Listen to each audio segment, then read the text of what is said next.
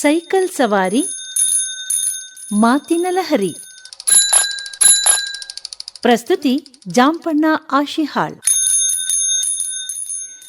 ಇವತ್ತು ನಮ್ಮ ಆಕಾಶವಾಣಿಗೆ ಬಂದು ಈ ಒಂದು ಸೈಕಲ್ ಸವಾರಿ ಕಾರ್ಯಕ್ರಮದ ಕುರಿತಾಗಿ ತಮ್ಮ ಹಿಂದಿನ ಅನುಭವಗಳನ್ನು ಏನೇನು ಈ ರೀತಿಯಾಗಿ ಕಾರ್ಯಕ್ರಮಗಳನ್ನು ಹೇಗೆ ನಾವು ಮಾಡಬಹುದು ಅಂತ ಸಲಹೆ ಸೂಚನೆಗಳನ್ನು ಕೂಡ ಕೊಡ್ತಾ ಇದ್ದಂಥವರು ನಮ್ಮ ಜೊತೆಗಿದ್ದಾರೆ. ಅಮ್ಮ ನಮಸ್ಕಾರ. ಒಳ್ಳೇದಾಗ್ಲಪ್ಪ, ಶುಭವಾಗ್ಲಿ. ಏನು ನಿಮ್ಮ ಹೆಸರು? ಎಸ್ ಮನೋರಮ. ಎಷ್ಟು ನಿಮಗೆ ವಯಸ್ಸು? ನನ್ಗೇನಿಲ್ಲ, ಕೇವಲ ಬರೀ 84 ವರ್ಷ ಅಷ್ಟೇನೆ. ನೋಡಿ ನೋಡಿ ನೋಡಿ, ಈಗ ನಿಮ್ಮ ಬಾಯಿಂದ ಬರುತ್ತೆ ಅದು ಕೇವಲ ಅಂತಂದ್ರೆ ವಯಸ್ಸು ಅಂತ ಅನ್ನೋದು ಬರೀ ಎಣಸಕ್ ಮಾತ್ರ, ಅದು ಎಣಿಕೆಗೆ ಮಾತ್ರ. ನಮ್ಮ ಮನಸ್ಸಿನ ಉತ್ಸಾಹ ಇತ್ಯಾದಿಗಳನ್ನ ನೋಡಿದ್ರೆ ಏನೂ ಸಂಬಂಧ ಇಲ್ಲ ಅಂತ ಹೇಳ್ಬೇಕು. ಯಾಕಂದ್ರೆ ಅಷ್ಟು ಉತ್ಸಾಹದಿಂದ ನೀವು ಆ ಉತ್ಸಾಹ ಇಟ್ಕೊಂಡು ಇಲ್ಲಿವರೆಗೂ ಬಂದಿದ್ದೀರಿ. ಮಹಿಳೆಯರು ವಿಶೇಷವಾಗಿ ಸಾಕಷ್ಟು ವಯಸ್ಸಾದಾಗನೂ ಕೂಡ ಸ್ವಲ್ಪ ಚುರುಕಾಗಿ ಇರ್ತಾರೆ ಅಂತ ಅನ್ನೋದಕ್ಕೊಂದು ಉದಾಹರಣೆ ಅಂತ ಅನ್ಬೋದು. ಯಾಕಂದ್ರೆ ನಿಮ್ಮ ಮಾತಿನಲ್ಲಿ ಸಾಕಷ್ಟು ಉತ್ಸಾಹ ಕಾಣ್ತಾ ಇದೆ. ಹೇಗೆ ಈ ಆಕಾಶವಾಣಿ ಜೊತೆಗಿನ ಒಂದು ಸಂಬಂಧ ಕೆಲವು ಮಾತುಗಳಲ್ಲಿ ಹೇಳಿ. ಎಷ್ಟು ವರ್ಷದಿಂದ ಕೇಳ್ತಾ ಇದ್ದೀರಿ? ನಾನು 10-12 ವರ್ಷ ಆಗಿರುವಾಗನಿಂದ ನನಗೂ ಈ ಆಕಾಶವಾಣಿಗೂ ಮಧುರ ಬಾಂಧವ್ಯ ಇದೆ.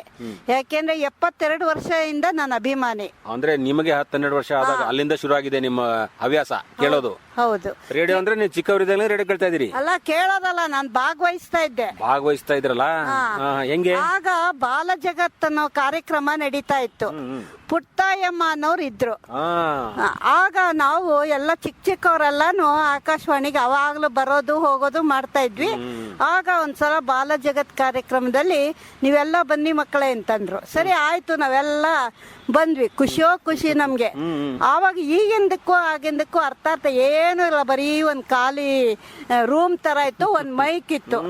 ಆಮೇಲೆ ಎಲ್ಲ ಹೋಗ್ಬಿಟ್ಟು ಆವಾಗ ಈ ತರ ಭಾವಗೀತೆ, ಜಾನಪದ ಗೀತೆ ಅದೆಲ್ಲ 70 ವರ್ಷದಿಂದ ಅಷ್ಟಿಲ್ಲ. ನಮ್ದು ಪಾಠಗಳಲ್ಲಿ ಇದು ಬಣ್ಣದ ತಗಡಿನ ತುತ್ತೂರಿ, ಕಾಸಿಗೆ ಕಂಡನು ಕಸ್ತೂರಿ, ಆಮೇಲೆ ಹೂವನ್ನು ಮಾರುತ್ತ ಹೂವಾಡಿಗಿತ್ತೆ ಹಾಡುತ್ತಾ ಬರುತ್ತೇಳು ಅಂದ ಈ ರೀತಿ ಎಲ್ಲ ಸಣ್ಣದು ಇದು ಆ ತರ ತುಂಬಾ ಇತ್ತು.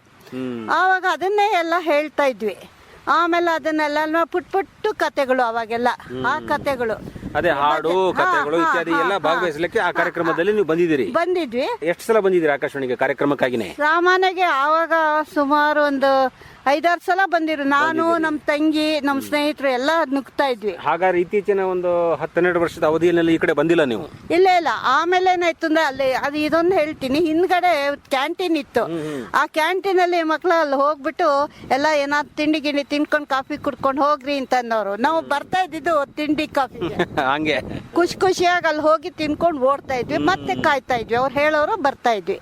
ಅದಾದ್ಮೇಲೆ ಮಧ್ಯದಲ್ಲಿ ಇದು ಬೆಂಗಳೂರಿಗೆ ಹೊಟ್ಟೋಯ್ತು, ಆಕಾಶವಾಣಿ ಬೆಂಗಳೂರಿಗೆ ಹೋಯ್ತು. ಅದು ಮಾತ್ರ ಹೌದು. ಆವಾಗ ತುಂಬಾ ಸಂಕಟ ಆಗೋಯ್ತು. ಆಮೇಲೆ ಸರಿ ಅಲ್ಲಿಂದ ಆಮೇಲೆ ನಾನು ಸ್ವಲ್ಪ ಎಲ್ಲ ಆ ಕಡೆ ಬೆಂಗಳೂರಿಗೆ ಹೋಗ್ಬೇಕಾಗಿ ಬಂತು. ಅಲ್ಲೇ ಫುಲ್ ಓದಿದ್ದು ಮಾಡಿದ್ದು ಎಲ್ಲ ಅಲ್ವಾ. ಈಗ ಮೈಸೂರು ಆಕಾಶವಾಣಿ ಬೆಂಗಳೂರಿಗೆ ಹೋಯ್ತು, ಮತ್ ನೀವು ಕೂಡ ಬೆಂಗಳೂರಿಗೆ ಹೋದ್ರಿ, ನಿಮ್ ಜೊತೆಗೆ ಬಂದಂಗ ಆಯ್ತಲ್ಲ? ಹೌದು.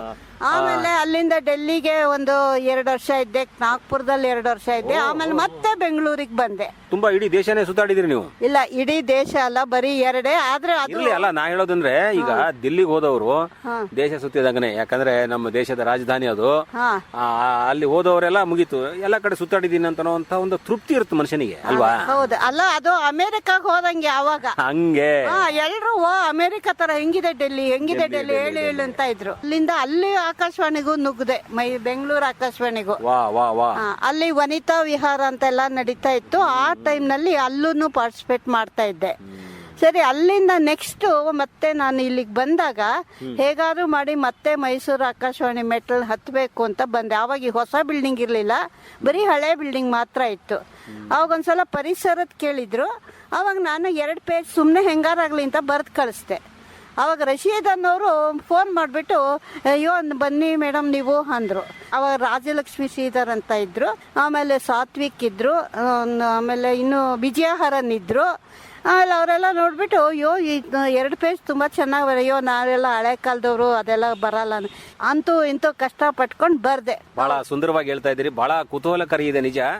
ಆಕಾಶವಾಣಿಗೆ ಬರೋದು ಹೋಗೋದು ಅಂತಂದ್ರೆ ಹೆಂಗಾಗಿತ್ತು ಅಂದ್ರೆ ನಿಮ್ಗೆ ಇದು ಒಂಥರ ನಮ್ಮ ಮನೆ, ಎಲ್ಲೋ ಒಂದು ಹಬ್ಬಕ್ಕೆ ಒಂದು ದೇವಸ್ಥಾನಕ್ಕೆ ಬಂದಂಗ ಆಗತ್ತೆ ನಮಗೆ ಅಂತ ಅನೇಕರು ಹೇಳೋ ಹಾಗೆ ನೀವು ಕೂಡ ಹೇಳ್ತಾ ಇದ್ದೀರಿ ಅಂತ ಅನ್ಕೋಣ. ಈ ಸದ್ಯಕ್ಕೆ ನಾವು ನೇರವಾಗಿ ಈ ನಮ್ಮ ಸೈಕಲ್ ಸವಾರಿ ಮಾತಿನ ಲಹರಿ ಕಾರ್ಯಕ್ರಮಕ್ಕೆ ಬರೋಣ. ಈ ಸೈಕಲ್ ಕುರಿತಾಗಿ ಕೊನೆಯದಾಗಿ ನೀವು ಕೆಲವು ವಿಚಾರಗಳನ್ನ, ಕೆಲವು ನಿಮ್ಮ ಅನುಭವಗಳನ್ನ, ಅನಿಸಿಕೆಗಳನ್ನ ನೀವು ಪತ್ರದ ಮೂಲಕ ಬರೆದಿರಿ. ಹೌದು. ಆ ಪತ್ರವನ್ನ ನಾನು ನೋಡಿದೆ. ಪತ್ರೋತ್ತರ ಕಾರ್ಯಕ್ರಮದಲ್ಲಿ ಅದನ್ನ ಸೇರಿಸೋದಕ್ಕಿಂತ ನಿಮ್ಮ ಜೊತೆಗೆ ನೇರವಾಗಿನೇ ಈ ಕೆಲವು ವಿಚಾರಗಳನ್ನ ಮಾತಾಡಬಹುದಲ್ಲ. ತುಂಬಾ ಸುಂದರವಾಗಿ ಬರೆದಿದ್ದೀರಿ. 84 ವಯಸ್ಸು ಅಂತಂದ್ರಿ, ಬರೀ ಕೇವಲ 84 ವಯಸ್ಸಲ್ಲಿ ತುಂಬಾ ಸ್ಫುಟವಾಗಿ ನೀವು ಬರೆದಿದ್ರಿ. ಆ ಪತ್ರ ನೋಡಿ ಬಹಳ ಖುಷಿ ಆಯ್ತು. ಸೈಕಲ್ಲಿನ ಕುರಿತಾದಂತಹ ನಂಟು ಹೇಗೆ ನಿಮ್ಗಿದೆ? ನಾವು ಅವಾಗೆಲ್ಲ ಇನ್ನೂ 7-8 ವರ್ಷದವರು, ಆಗಿಂದ ಬೆಂಗಳೂರಿನಲ್ಲಿ ಇದ್ದಿದ್ದು. ಆವಾಗ ಸೈಕಲ್ ಆಗಿನ ಕಾಲದಲ್ಲಿ ಜಟ್ಕಾ ಗಾಡಿ, ಸೈಕಲ್ ಎರಡೇ ಮೇನು, ಯಾವ ತರದ್ದು ಇರ್ಲಿಲ್ಲ. ಆ ಜನಗಳು ಜನನು ಅಷ್ಟೊಂದು ಓಡಾಡ್ತಿಲ್ಲ. ಆ ರೋಡೇನೆ ಗೋವಿಂದಪ್ಪ ಸ್ಟ್ರೀಟ್ ಅಲ್ಲಿ ಇದ್ವಿ, ಗಾಂಧಿ ಬಜಾರಲ್ಲಿ. ಆ ದೊಡ್ಡ ರೋಡೇ ನಮ್ಗೆ ಪ್ಲೇ ಗ್ರೌಂಡ್, ಮತ್ತೆ ಸೈಕಲ್ ಇದ್ ಮಾಡಕ್ಕೂ ಅಲ್ಲೇನೇನೆ. ಸರಿ, ಅದಕ್ಕೂ ಮುಂಚೆ ನಮ್ಮ ತಾತ ಅವರು ಅಸಿಸ್ಟೆಂಟ್ ಕಮಿಷನರ್ ಆಗಿರೋ, ಅವಾಗ 3 ಚಕ್ರ ಸೈಕಲ್ ಇತ್ತು. ಆ 3 ಚಕ್ರ ಸೈಕಲ್ ನಲ್ಲಿ ಬಿಟ್ಟಿದ್ದು ಯಾರನ್ನ ಬೀಳ್ಸೋರಿಲ್ಲ. ಯಾಕಂದ್ರೆ 3 ಚಕ್ರ ಅಲ್ಲ. 3 ಚಕ್ರ, ಅದ್ರಲ್ಲಿ ತುಂಬಾ ಚೆನ್ನಾಗಿ ಮಜಾ ಮಾಡ್ತಾ ಇದ್ವಿ. ಒಂದ್ ಪುಟ್ಟ ಕಾರು ಇತ್ತು ಅವಾಗ.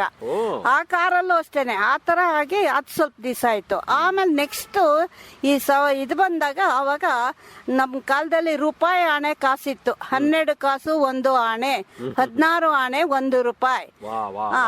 ಆವಾಗ 3 ಕಾಸು ಕೊಟ್ಬಿಟ್ರೆ 1 ಗಂಟೆ ಟೈಮ್ ಸೈಕಲ್ ಓಡಿಸೋಕೆ. ಅದು ನ್ಯಾಷನಲ್ ಕಾಲೇಜ್ ತನಕ, ಅಲ್ಲಿನ ಗಾಂಧಿ ಬಜಾರ್ ಇಂದ ನ್ಯಾಷನಲ್ ಕಾಲೇಜ್. ಆವಾಗ 3 ಕಾಸ್ಗೂ ಒಂಥರ ನಮ್ಗೆ ದುಡ್ಡು ಅಷ್ಟು ಇರ್ಲಿಲ್ಲ. ಇಬ್ಬಿಬ್ರು ಡಬಲ್ ರೈಡು. ಆಮೇಲೆ ಒಂದ್ಸಲ 3 ಕಾಸು ನಾವು ಕೊಡೋದು, ಇನ್ನೊಬ್ರು ಇನ್ನೊಂದ್ 3 ಕಾಸು ಕೊಡೋದು. ಹಾಗೆ ಮಾಡಿ ಅಂತೂ ಇಂತೂ ತುಂಬಾ ಚೆನ್ನಾಗಿ ಅಲ್ಲೆಲ್ಲ ಓಡಾಡ್ತಾ ಇದ್ವಿ. ಅದೇ ನಮ್ಗಿನ ಹೆಚ್ಚಾಗಿ ನಮ್ಮ ತಮ್ಮಂದ್ರು ಅಣ್ಣಂದ್ರು ಅವರು ನೀವೆಲ್ಲ ಹೆಣ್ಣು ಹುಡುಗರು, ನಾವು ಕಲಿಬೇಕು, ನಾವು ಹೋಗ್ಬೇಕು ಅಂದ್ಬಿಟ್ಟು ಅವ್ರು ಗಲಾಟೆ ಮಾಡಿ ಕೊನೆಗೆ ಅವರೆಲ್ಲ ಕಲ್ತ್ಕೊಳ್ತಾ ಇದ್ರು.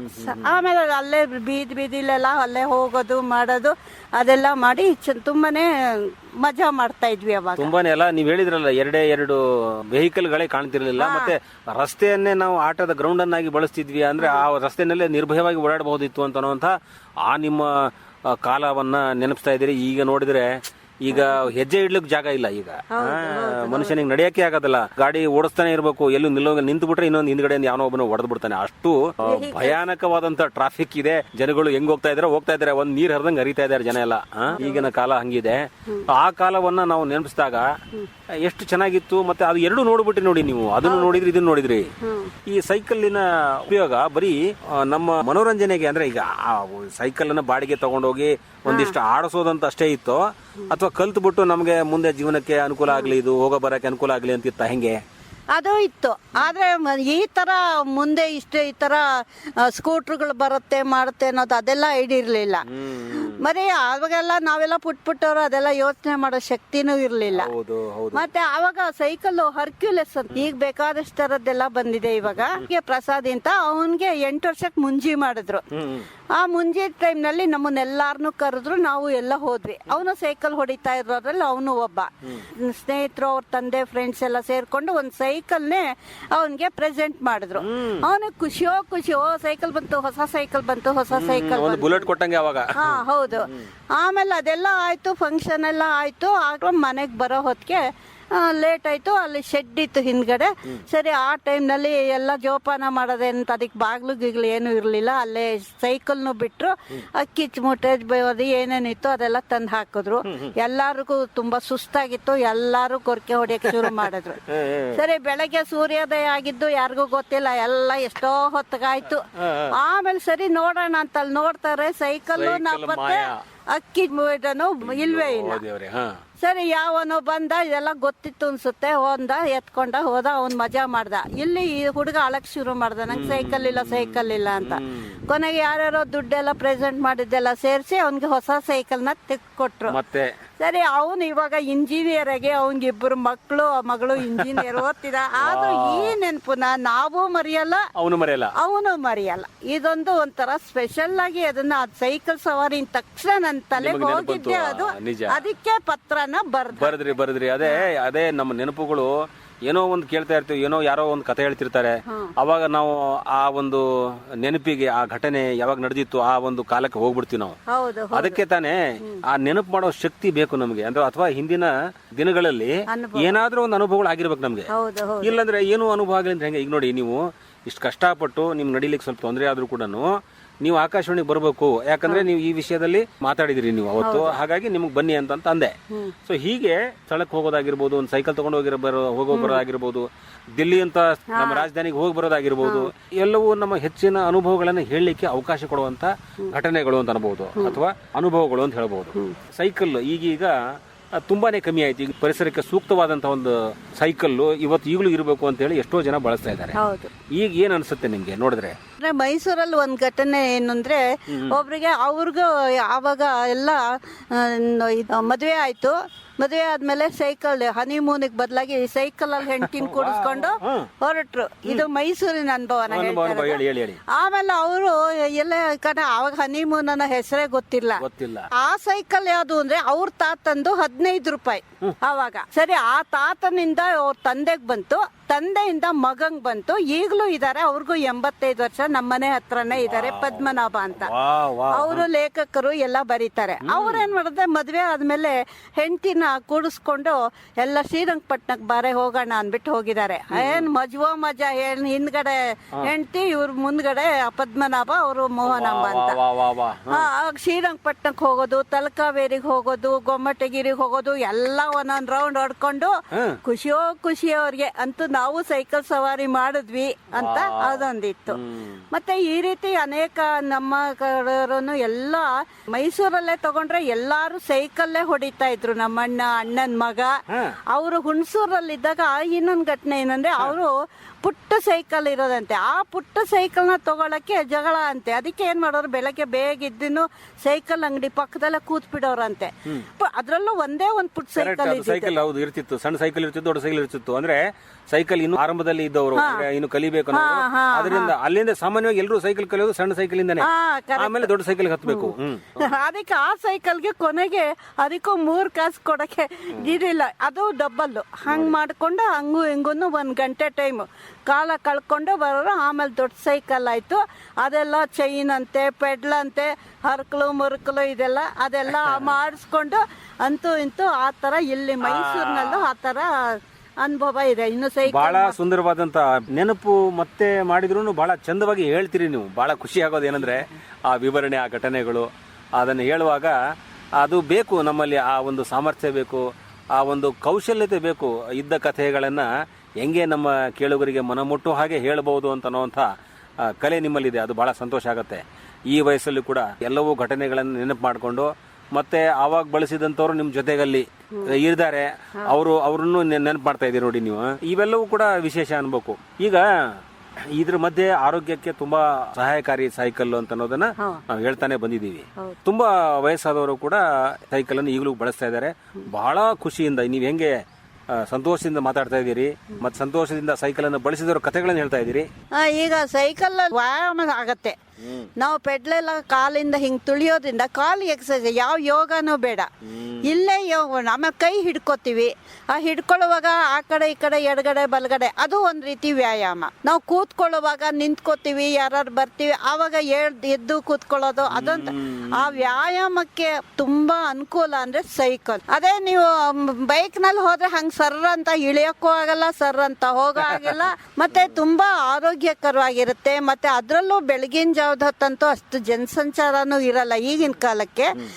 ಆದ್ರಿಂದ ಆ ತರ ಎಲ್ಲ ಮಾಡೋದ್ರಿಂದ ಅದೇ ಒಂದಿದ್ದು ಏನಿಲ್ಲ, ಒಂದು ಅರ್ಧ ಗಂಟೆನ ಅಥವಾ 3/4 ಗಂಟೆನೋ ಅಥವಾ 1/4 ಗಂಟೆ ಆದ್ರೂ ಆಗ್ಲಿ ಆ ಸೈಕಲ್ ಸವಾರಿ ಮಾಡೋದ್ರಿಂದ ನಮ್ಮಲ್ಲಿರುವಂತ ಅಲ್ಲಿ ಹೊರಗಡೆ ಸಿಗುವಂತ ಆಮ್ಲಜನಕ, ಇದರಲ್ಲೆಲ್ಲ ಗಿಡ ಮರಗಳು, ಯಾವ್ದಾದ್ರು ಪಾರ್ಕ್ಗಳಲ್ಲಿ ಯಾವುದೇ ಇಲ್ದಾರೆ ಎಲ್ಲಿ ಗಿಡ ಮರಗಳು ಇಲ್ಲ. ಈಗ ಅದಕ್ಕೂ ಹುಡುಕಾಡ್ಬೇಕು. ಒಟ್ನಲ್ಲಿ ಆ ತರ ಎಲ್ಲ ಹೋದ್ರೆ ನಮ್ಗೆ ಉಸಿರಾಟದ್ದು, ಆಮೇಲೆ ನಮ್ಮ ಇಂಗಾಲ ಡೈಆಕ್ಸೈಡ್ ಬಿಡೋದು, ಆಮ್ಲಜನಕ ತಗೊಳ್ಳೋದು, ಆರೋಗ್ಯಕ್ಕೆ ಅದರಷ್ಟು ಹಿತಕರವಾದದ್ದು ಯಾವುದೂ ಇಲ್ಲ. ಆಮೇಲೆ ವಾಯು ಮಾಲಿನ್ಯ, ಪರಿಸರ ಮಾಲಿನ್ಯ ಅದ್ ಸಹಿತ ಇರೋದಿಲ್ಲ. ಏನೂ ಆಗಲ್ಲ ಅಲ್ವಾ?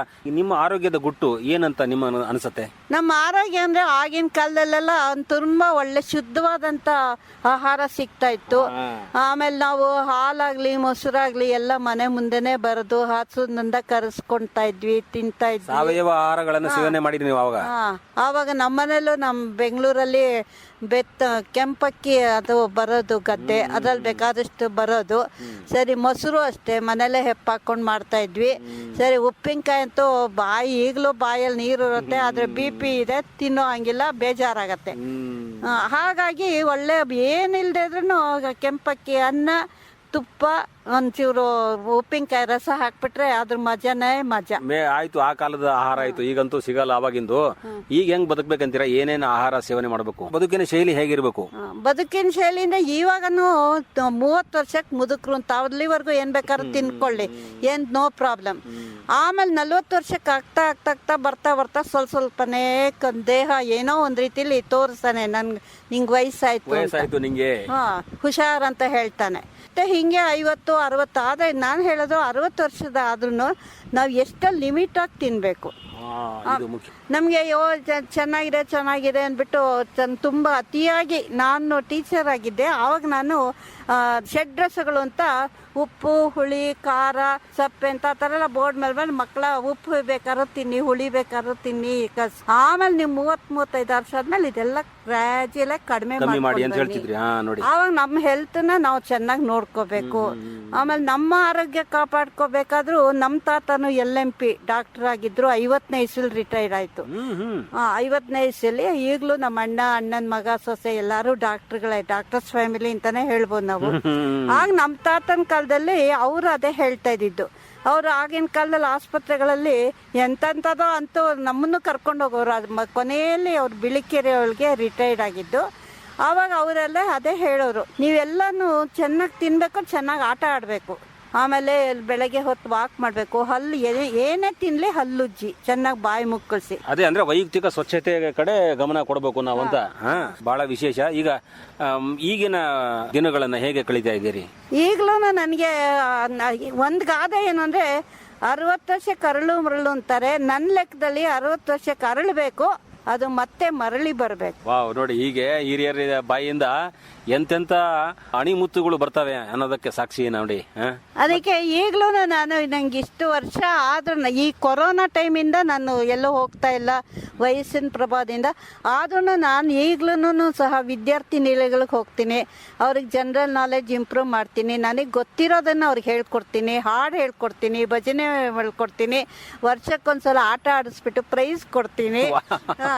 ಮಕ್ಕಳಿಗೆ ಎನ್ಕರೇಜ್ ಮಾಡಿ, ಅಂದ್ರೆ ಕಾಲೇಜ್ ಹುಡುಗರು ಹೆಂಗೆ ನೋಡಿ, ನೀವೇ ಒಂಥರ ಒಂದು ಸಂಸ್ಥೆ ಇದ್ದಂಗೆ ಎಲ್ಲಾ ಏರಿಯಾಗಳಿಗೆ ಹೋಗಿ ಎಲ್ಲೆಲ್ಲಿ ಚಟುವಟಿಕೆಗಳು ನಡೀತವೆ, ಸಾಂಸ್ಕೃತಿಕ ಚಟುವಟಿಕೆಗಳು, ಅಲ್ಲಿ ನಿಮ್ಮ ಪಾಲುದಾರಿಕೆ ಇದೆ. ಅಂದ್ರೆ ನಿಮಗೆ ಮನಸ್ಸಿಗೆ ಒಂದು ತೃಪ್ತಿ, ಇಲ್ಲೆಲ್ಲ ಕಡೆ ಹೋಗ್ಬೇಕು, ಮಾನಸಿಕ ನೆಮ್ಮದಿ ಬೇಕು.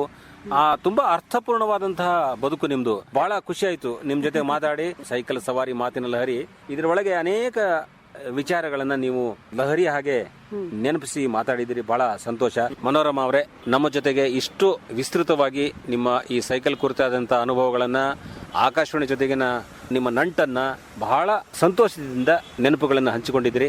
ನಮ್ಮ ಎಲ್ಲ ಕೇಳುಗರ ಪರವಾಗಿ ನಿಮಗೆ ಅನಂತ ಧನ್ಯವಾದಗಳು. ನಮಸ್ಕಾರ. ಹೊಸ ಚಿಗುರು ಹಳೆ ಬೀರು ಕೂಡಿರಲು ಮರಸೊಬಗು ಎಂದು ನಮ್ಮ ದಿವಂಗತ DVG ಅವರು ಹೇಳಿರೋ ಹಾಗೆ ಇವರೆಲ್ಲ ಹೊಸಬ್ರು, ನಾವೆಲ್ಲ ಹಳೆ. ಅಂತೂ ಒಟ್ಟಿನಲ್ಲಿ ನಮ್ಮಿಬ್ರು ಬಾಂಧವ್ಯ ಚೆನ್ನಾಗಿರ್ಬೇಕು. ಹೀಗೆ ಆಕಾಶವಾಣಿ ಮುಂದುವರಿತಾ ಇರಬೇಕು. ಈಗಿನವ್ರನ್ನೂ ನೋಡಿದ್ರೆ ನಂಗೆ ತುಂಬ ಖುಷಿ ಆಗುತ್ತೆ. ನಿಜವಾಗ್ಲೂ ಇದೇ ಫಸ್ಟ್ ಟೈಮ್ ನಾವು ಇವ್ರನ್ನೆಲ್ಲ ನೋಡ್ತಾ ಇರೋದು.